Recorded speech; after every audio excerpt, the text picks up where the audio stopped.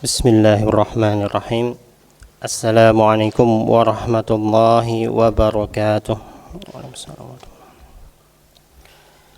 Alhamdulillahilladzi nahmaduhu wa nasta'inuhu wa nastaghfiruh wa na'udzu billahi min syururi anfusina wa min sayyiati a'malina. May yahdihillahu fala mudilla lahu wa may yudlilhu fala hadiya lahu. Asyhadu an la ilaha illallah wahdahu la syarika lah wa asyhadu anna Muhammadan abduhu wa rasuluhu la nabiyya ba'dah. Allahumma salli wa sallim wa barik ala nabiyyina Muhammadin wa ala alihi wa sahbihi wa man tabi'ahu bi ihsani ila yaumil qiyamah. Raditu billahi rabba wa bil islami dina wa bi Muhammadin sallallahu alaihi wasallam nabiyya. Allahumma anta rabbi la ilaha illa anta khalaqtani wa ana abduka wa ana ala ahdika wa wa'dika mastata'tu a'udzu bika min syarri ma sana'tu abu'u laka bi ni'matika alayya wa abu'u bidambi faghfirli fa innahu la yaghfiru dhunuba illa anta. Asbahna ala fitratil islam wa ala kalimatil ikhlas wa ala dinin nabiyyina Muhammadin sallallahu alaihi wasallam wa ala millati abina Ibrahim hanifan musliman wa ma kana minal musyrikin. Jamaah salat subuh Masjid Al-Jannah yang insyaallah dirahmati oleh Allah. Alhamdulillah kita sudah memasuki Ramadan hari pertama di tahun ini. Ini adalah sebuah nikmat besar. Allah mempertemukan kita dengan bulan Ramadan, bulan yang sangat istimewa, bulan dengan limpahan rahmat berkah ampunannya. Maka mari kita maksimalkan kesempatan yang sudah diberikan oleh Allah ini. Jangan sampai kita melewatkannya seperti bulan-bulan yang lain, biasa-biasa saja, karena ini bulan istimewa. Ibaratnya ini adalah tamu, tapi bukan sembarang tamu, tamu yang membawa banyak hadiah. Yang hadiah itu akan kita dapatkan kalau kita menjamu tamu itu dengan baik. Maka kita maksimalkan waktu-waktu kita di bulan Ramadan ini, memperbanyak ibadah, mengurangi atau bahkan meninggalkan sama sekali apa yang dilarang oleh Allah. Salah satunya adalah dengan meluangkan waktu untuk mempelajari ilmu-ilmu agama, karena belajar ilmu itu nggak bisa nunggu waktu luang, itu kurang tepat. Dan begitu juga ibadah-ibadah yang lain. Kalau kita biasanya nggak ada waktu atau menunggu waktu luang, atau kita kasih waktu-waktu tersisa kita untuk ibadah atau menuntut ilmu kita, habis itu kita sholat Allahu Akbar, Allah Maha Besar, maka ini nggak sinkron. Kita bilang Allah Maha Besar, sementara hanya sisa-sisa waktu kita yang kita berikan untuk Allah. Maka sepatutnya adalah kitalah yang meluangkan waktu, untuk waktu-waktu kita ini kita berikan untuk ibadah-ibadah kepada Allah.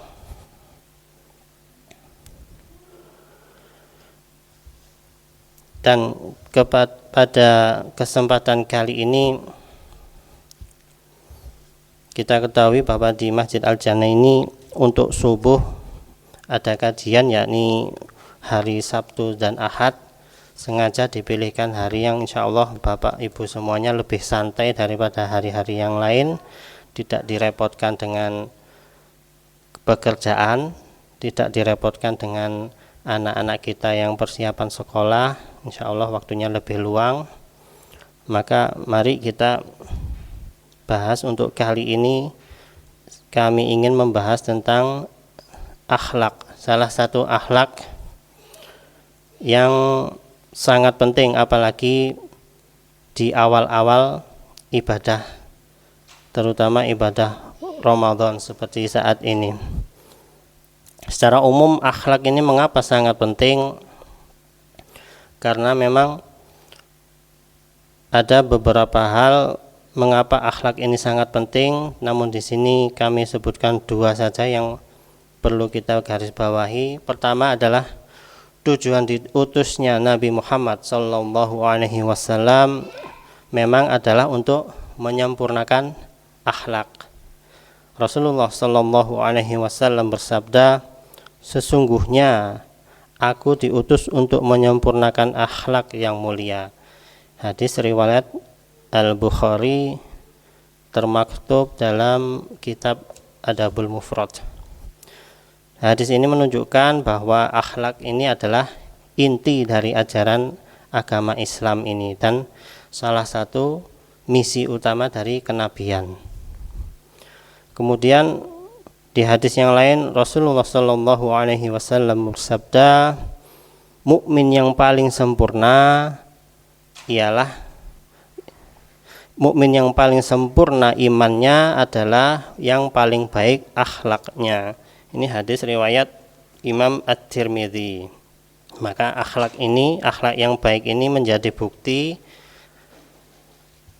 sebuah bukti nyata dari keimanan seseorang.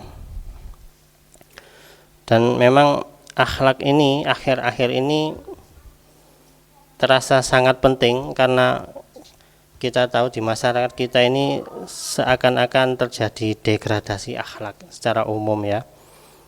Karena itu penting banget untuk dibahas. Maka untuk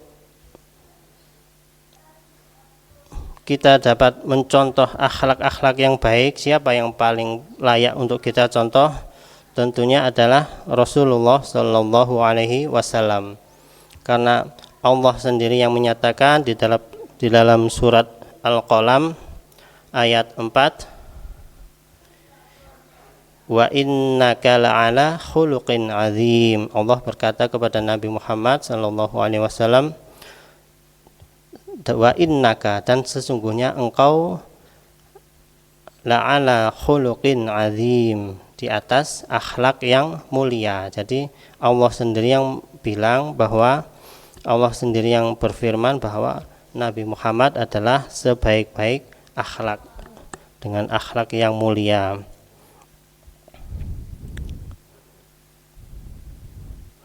Kemudian mungkin muncul pertanyaan, kalau kita mencontoh Rasulullah itu sulit, karena apa? Karena ya memang Rasulullah Shallallahu Alaihi Wasallam ini bukan manusia biasa.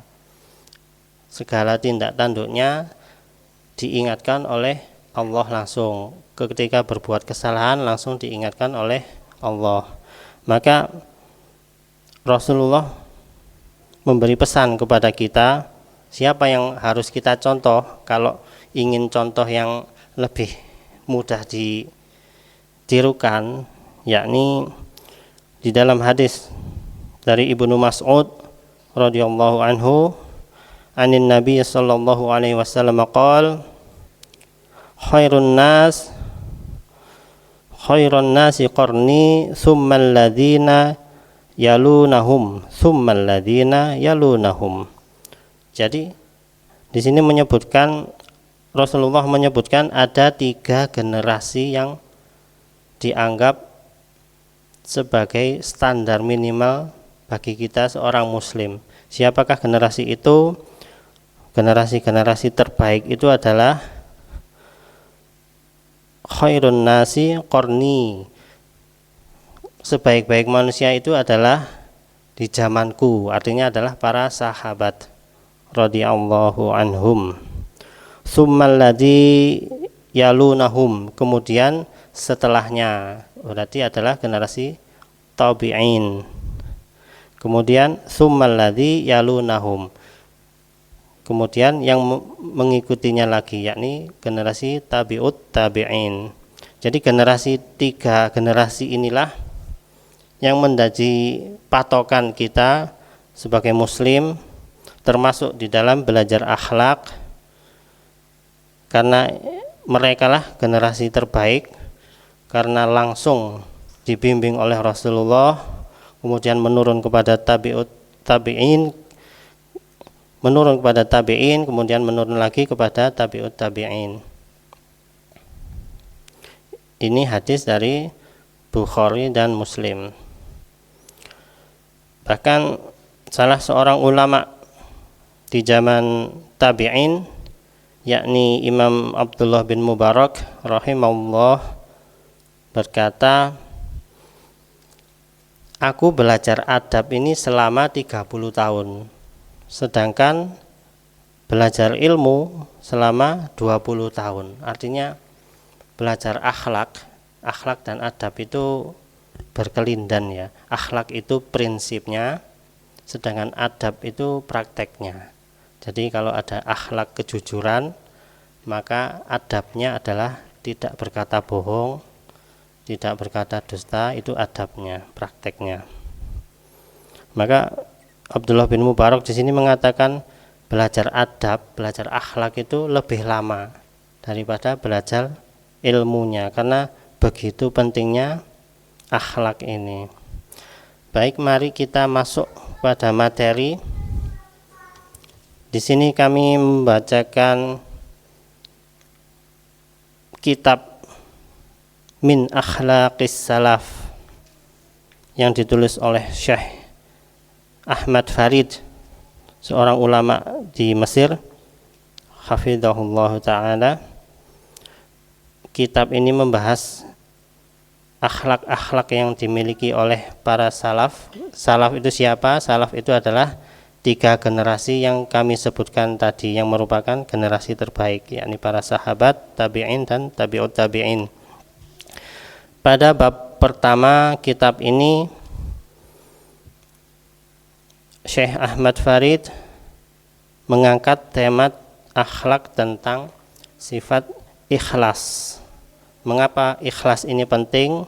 Mengapa ikhlas ini ditaruh di bab awal? Karena memang inilah yang akan menentukan apakah amalan kita ini diterima atau tidak. Bab pertama dari kitab ini adalah wa min akhlaqis salaf, dan diantara akhlak para salaf radhiyallahu anhum, semoga Allah merahmati, meridhoi mereka semua para salaf, kasratu ikhlasihim, besarnya rasa ikhlas dari para salaf, fi ilmihim wa amalihim, di dalam setiap ilmunya dan amalannya, wa khaufuhum, dan rasa takut mereka, min dukhulir riya'i fi dzalik, akan masuknya rasa riya ke dalam amal dan ilmunya tadi. Jadi para salaf ini sangat-sangat menjaga keikhlasan mereka di setiap ilmu yang mereka dapatkan, yang mereka pelajari, semata-mata karena Allah, maupun di setiap amalan mereka, di setiap ibadah mereka, semata-mata karena Allah. Dan mereka juga menjaga agar tidak sampai riya itu masuk ke dalam ilmu dan amal mereka. Baik, untuk pertama kita pelajari dulu apa sih artinya ikhlas ini. Ikhlas adalah melakukan sesuatu semata-mata mengharap ridho dari Allah. Contohnya apa? Apakah kalau ada yang berhutang kemudian tidak kunjung menyaur, kemudian diikhlaskan saja, apakah itu ikhlas? Atau misalkan kena musibah, kehilangan motor di parkiran, kemudian akhirnya berlapang dada bilang tak ikhlas noai, apakah ini yang dinamakan ikhlas? Bapak Ibu jamaah subuh yang berbahagia, ini sebenarnya adalah salah kaprah bahasa Indonesia. Yang demikian tadi itu sebenarnya bukanlah ikhlas. Yang mengikhlaskan hutang atau yang mengikhlaskan apa yang sudah hilang itu bukan ikhlas. Itu namanya ridho, itu namanya rela. Jadi ada hutang yang tidak dibayar-bayar, ya sudah direlakan. Ini namanya direlakan. Beda dengan ikhlas. Ikhlas itu letaknya di awal setiap amalan kita, setiap ilmu kita. Karena apa? Karena ikhlas ini ada di dalam niat, dan niat itu ada di awal. Jadi ketika kita melakukan sesuatu, kita pasti berniat, aku mau sholat subuh. Niatnya apa? Apakah semata-mata untuk Allah, apakah karena wis kadung tangi wis sahur sholat ae wis gitu. Nah itu menentukan apa yang akan kita dapat dari ibadah kita. Jadi ikhlas ini letaknya ada di awal sebuah amal. Sementara hal-hal yang merusak ikhlas, apa itu? Kebalikannya ikhlas, yakni riya. Riya ini adalah rasa yang muncul karena dilihat seseorang yang lain. Jadi hal-hal yang merusak ikhlas, kalau ikhlasnya sendiri itu ada di awal, maka hal-hal yang merusak ikhlas ini ada di sepanjang amalan kita. Makanya ini ikhlas ini satu kata pendek tapi berat sekali amalannya dan sangat menentukan. Artinya apa? Bisa jadi orang pertama itu sudah ikhlas. Seperti mungkin contoh saya duduk di sini memberikan sedikit yang bisa dibagikan, ilmu yang bisa dibagikan. Kemudian di tengah-tengah ini atau mungkin di akhir nanti saya merasa, wah gimana ini, orang-orang pasti seneng ini sama saya. Rasa ini adalah rasa riya. Walaupun saya tadinya itu ikhlas, tapi kemudian di tengah atau di akhirnya muncul riya itu, maka rusaklah semua amalan saya. Itulah pentingnya menjaga ikhlas di sepanjang amalan.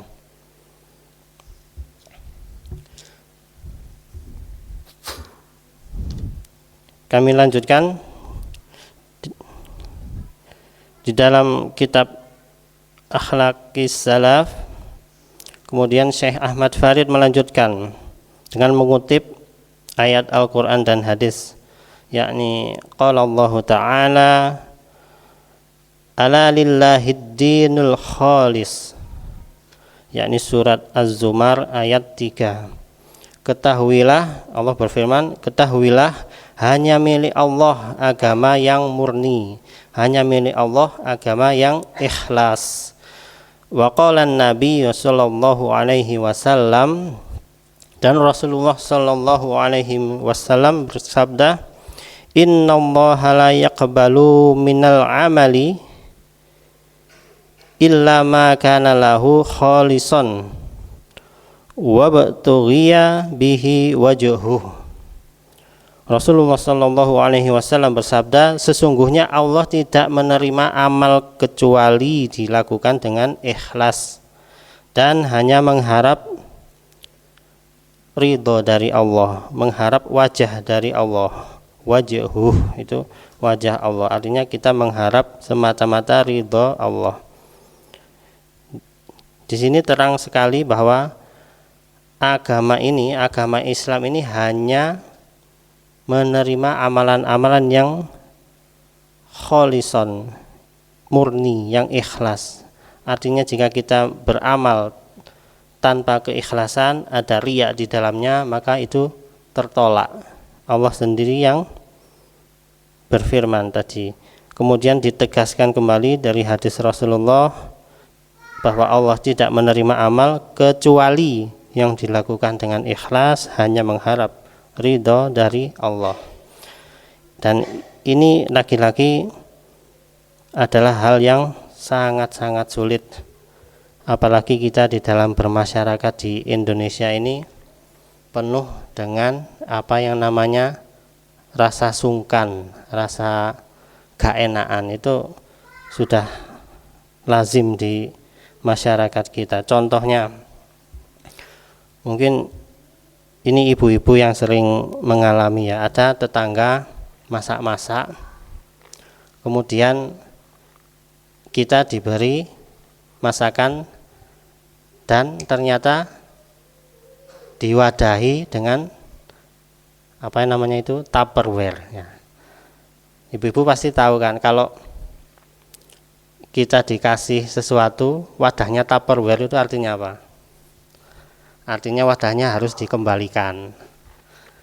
Nah, ketika mengembalikan ini, apakah kita mengembalikan kosongan saja? Lazimnya di masyarakat kita tentu tidak.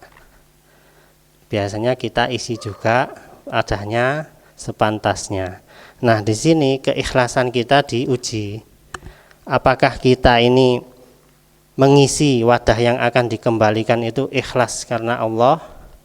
Apakah kita mengisi wadah yang akan dikembalikan ini karena nggak enak sama tetangga kita yang sudah ngasih, atau alasan-alasan yang lainnya? Maka kalau kita mengisinya karena sungkan sama tetangga, ya sudah, itu aja yang kita dapat. Tidak ada nilai amal, karena bukan karena Allah, maka itu adalah tertolak. Maka agar tidak tertolak, harus diniatkan ikhlas karena Allah. Ya Allah, aku kembalikan wadah ini beserta isinya karena Engkau yang memerintahkan berbuat baik kepada tetangga. Ya Allah, aku niatkan ikhlas untuk-Mu mengembalikan wadah ini beserta isinya karena Engkau yang memerintahkan untuk membalas kebaikan orang lain.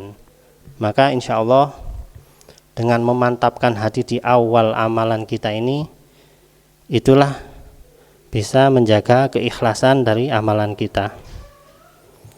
Kemudian dilanjutkan oleh Syekh Ahmad Farid, sebuah perkataan dari Ibrahim At-Taimi, salah seorang ulama tabi'in. Kana Ibrahim At-Taimi yaqul, Ibrahim At-Taimi berkata, al-mukhlisu, orang yang ikhlas, may yaktumu hasanatihi, yaitu adalah orang yang menyembunyikan amal baiknya, kama yaktumu sayyiatihi, sebagaimana dia menyembunyikan keburukannya. Kita ini kan paling takut kalau aib kita ini diketahui oleh orang lain. Karena ketika aib kita diketahui orang lain, maka hancur harga diri kita. Sama seperti mungkin saya, Bapak Ibu sekalian di sini mau mendengarkan saya karena Allah menutup aib saya. Mungkin kalau aib saya ini terbongkar, aib saya ini diketahui oleh Bapak-bapak Ibu-ibu sekalian, jangankan mendengarkan, mungkin berpapasan saja mungkin tidak sudi ya. Karena itu ini adalah nikmat dari Allah. Allah menutup aib-aib kita, menjaganya dari pengetahuan orang-orang lain. Maka kalau kita punya aib, kalau kita punya kesalahan-kesalahan maksiat, segeralah kita bertobat kepada Allah dan jangan mengumbar aib orang lain, karena Allah sendiri yang berpesan bahwa barang siapa menutup aib orang lain, maka Allah akan menutup aibnya sendiri. Maka begitu juga orang ikhlas. Orang ikhlas itu kalau beramal sebisa mungkin tidak ada orang lain yang tahu, seolah-olah seperti sedang menyembunyikan aib kita. Kita kalau sedang maksiat itu kan nggak mau ya diketahui oleh orang lain. Nah, kalau beramal, kalau bisa juga seperti itu, jangan sampai orang lain tahu, kecuali hanya Allah.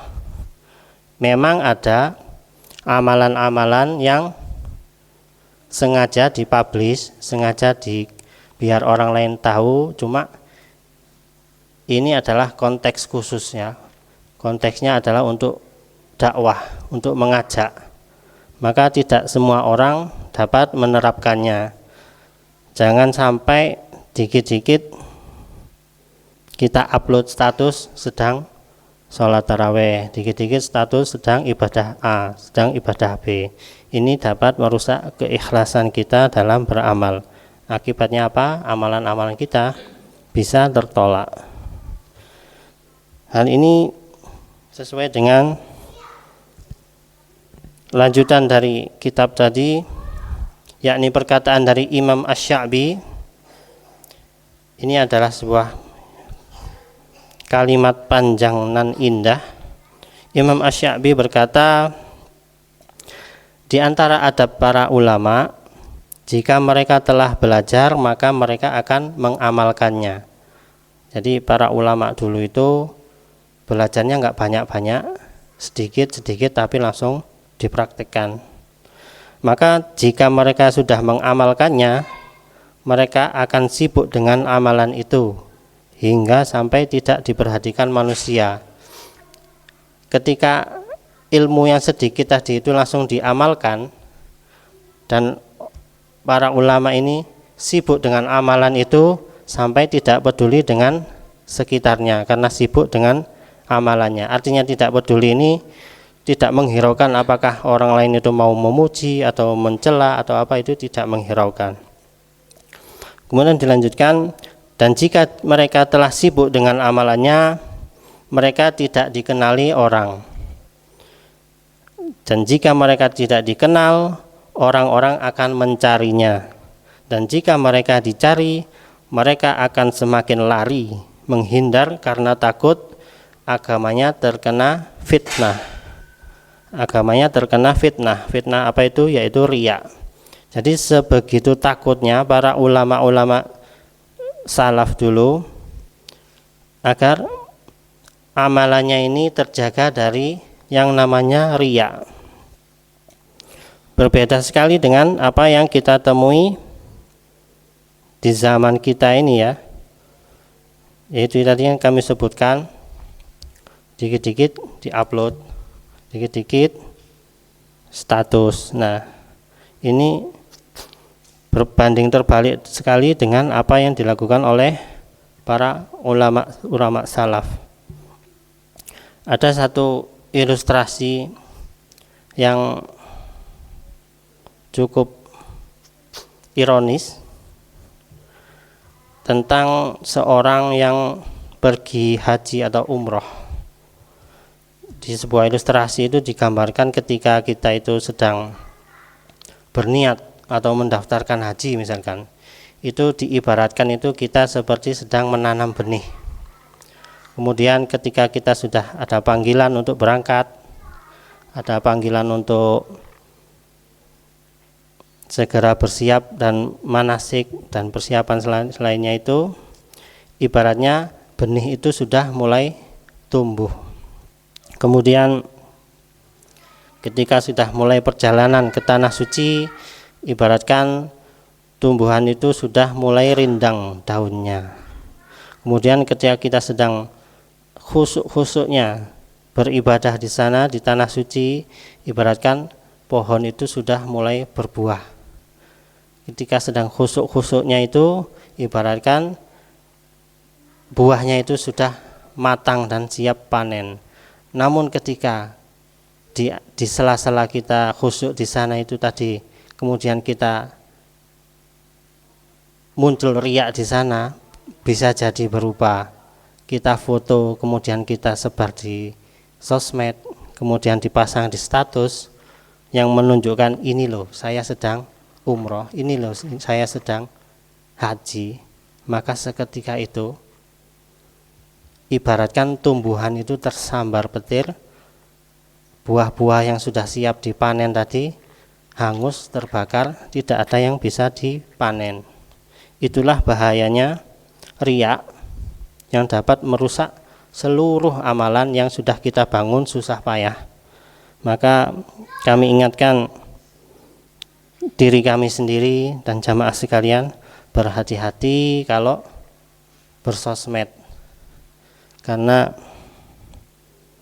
ya memang sulit ya untuk memurnikan niat kalau pasang status atau apa itu.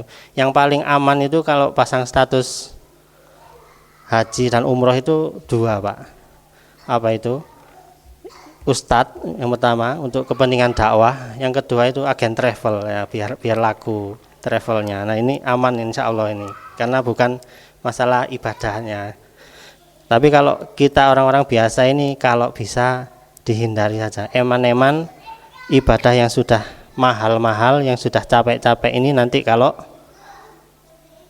rusak karena perilaku kita. Cukuplah kita kirim-kirim kabar kepada keluarga-keluarga dekat kita bahwa kita selamat, kita di sana sudah melakukan ini, kenaikan itu, cukup keluarga-keluarga dekat kita. Baik, kemudian kami teruskan perkataan dari salah seorang ulama tabi'in juga, yakni Fudail bin Iyad. Wa kana Fudail ibnu Iyad yaqul, Al-Fudail bin Iyad berkata, idza ra'aitumul alim, jika kalian melihat seorang yang alim, awil abida, atau ahli ibadah, yansarihu lidzikrihi bis-solahi indal umara, yang ahli ibadah itu atau orang yang alim itu merasa senang kalau disebut kebaikannya di hadapan para penguasa, indal umara, wa abna'id dunya, atau kepada hamba-hamba dunia. Maksudnya ini kepada disebutkan kebaikannya di hadapan penguasa dan di hadapan orang-orang kaya maksudnya, karena merekalah yang punya privilege di dunia ini, satunya punya kekuasaan, satunya punya harta. Kemudian kita disebut kebaikannya di depan mereka dan merasa senang, maka menurut Fudail bin Iyad, fa'lamu annahu mura'in, ketahuilah bahwa ia adalah seorang yang riya. Ini lagi-lagi sebuah peringatan bagi kita, seolah-olah amalan kita ini sudah ikhlas gitu ya, sudah kayak setulus kepada Allah. Kemudian ada seseorang yang memuji kita, wah sampean sregep Pak, terus ada muncul rasa senang di hati kita.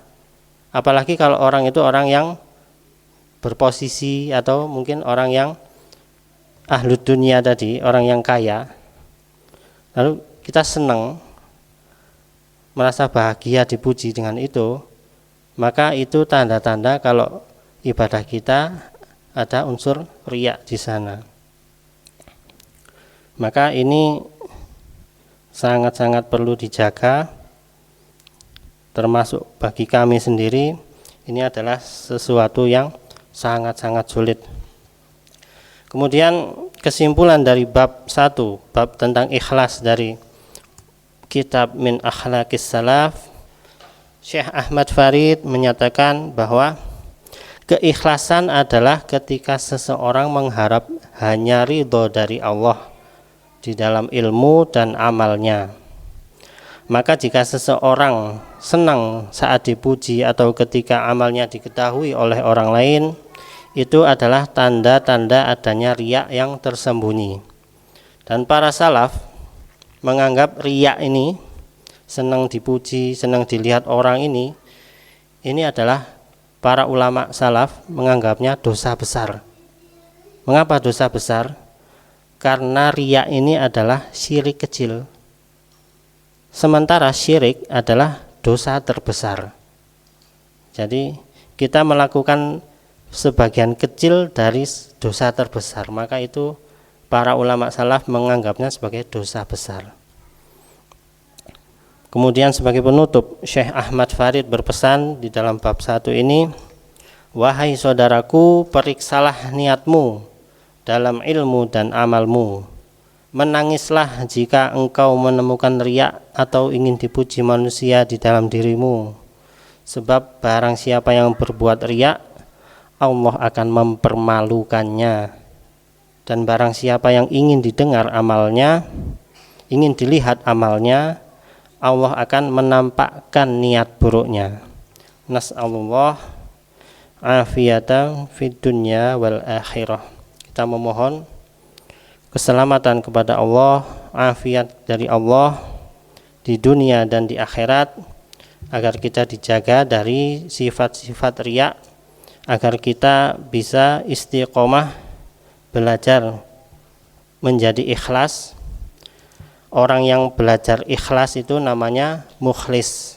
Kalau orang yang dijadikan oleh Allah orang yang ikhlas namanya mukhlas. Mukhlis dan mukhlas. Kalau kita ini masih berusaha, artinya kita ini mukhlis, ya, orang yang masih berusaha untuk mendapatkan ikhlas. Baik, mungkin ini yang dapat kami sampaikan pada kesempatan kali ini. Monggo kalau ada yang bertanya tentang bab ikhlas atau mungkin yang lain, kami persilahkan.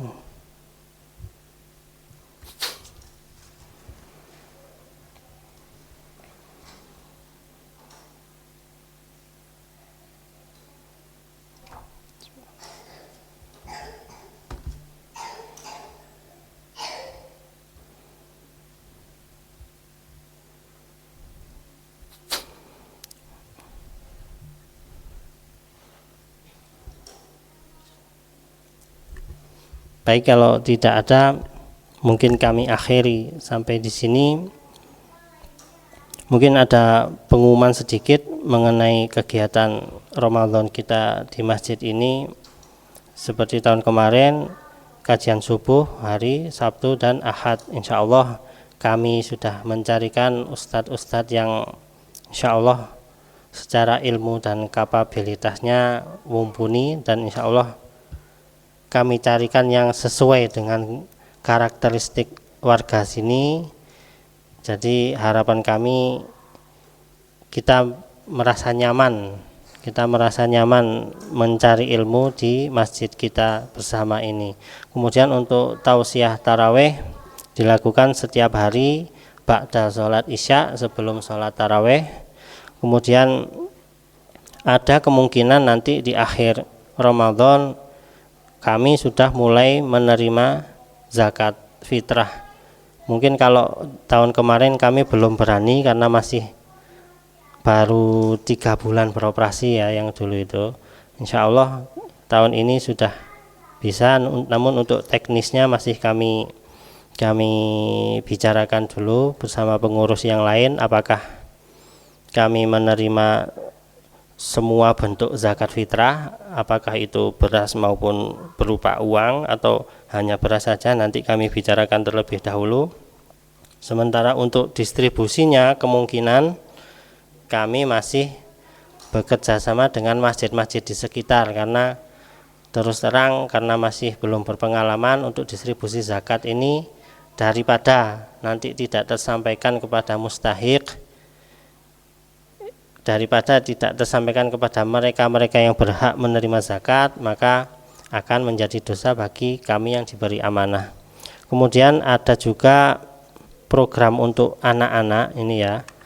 Program untuk anak-anak ini kami mengusahakan agar anak-anak ini, terutama yang laki-laki, itu nanti ada kesempatan untuk tampil di mimbar ini.